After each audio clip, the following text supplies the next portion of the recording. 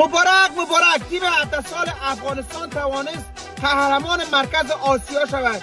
این یک افتخار بزرگ است برای ملت افغانستان، برای مردم افغانستان و برای فوتبال افغانستان. امروز افغانستان با ازبکستان مسابقه داشت که توانست ازبکستان شکست بده و قهرمان مرکز آسیا شود. این بزرگترین افتخار است و به تمام شما وطندارای عزیزم مبارک باشه. تیم ازبکستان میگن بسیار قوی بود، افغانستان توانست تیم ازبکستان شکست بده و این یک افتخار بزرگ است. بازیکنان افغانستان چقدر مشکلات دارن، اقتصادشان ضعیف است، امکانات بسیار کم است، چی از کرکت است چی از فوتبال است، هر رشته ورزش که هست واقعا مشکلات زیاد است، اما بازم کوشش میکنن، سعی تلاش میکنن که نام کشورشان، بیرقشان به احساس در بیارن و افتخارشان بر ملت افغانستان و به مردم افغانستان.